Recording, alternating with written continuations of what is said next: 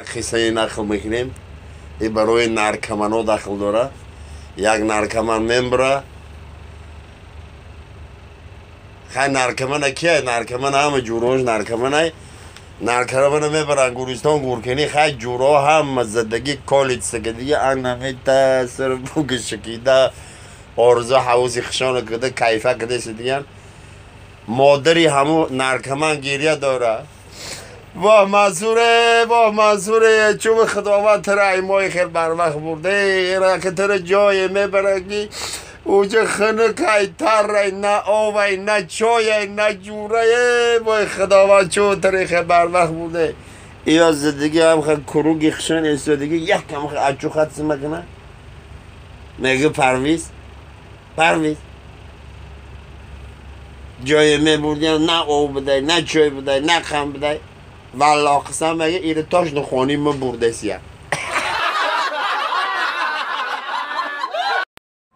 سلام علیکم برادرای عزیز خنده دارو است آدم را تبابت میکند اول منظرت میپرسیم ای خانمای زیبا یک زنک سحری روز خیلی خیلی لرزده پیش ورج میدرویم میگه سلام علیکم دکتر جان خیلی ما خواهش و درخواست خطیم بودم من خیلی زنکی هستم که همین مردینه را نقض میبینم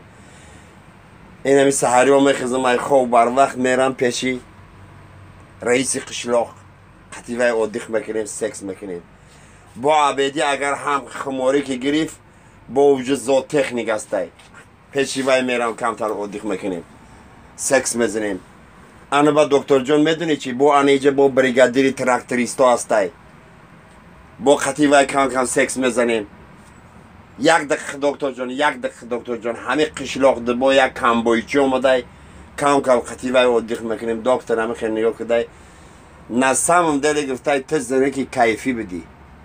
گفته بنویس دکتر بنویس پرافکو بنویس که من قنچق نیستم من زنه که کیفی هم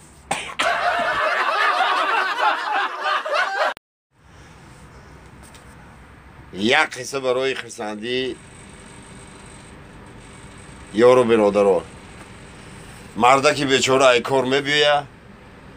در شوی مکنه میدروی دهی در یا توفلی 46 47 48 موندگی حیران میشه نگاه میکنه وشیل کده یک کاستمی انمی قدر کشال یک گلاستوکی 3 متر بالای کفتش خده کشال یا نوزن بیلو دری خانه رو هوی میکنه یک کون توفته است انمی قدر میگیره ستال جورو در همه بالای کون همه خیلی مشپه باید او صاحبی کنم خیلی تو مخیره یک باری دیگه هم با همه خیلی تو باید خیلی مزنه در حرکمو یک باری دیگه هم این کرفت که همه سختر مزنه رحمت طرف پیش نگاه مخینه با تو میگی نمیغنجه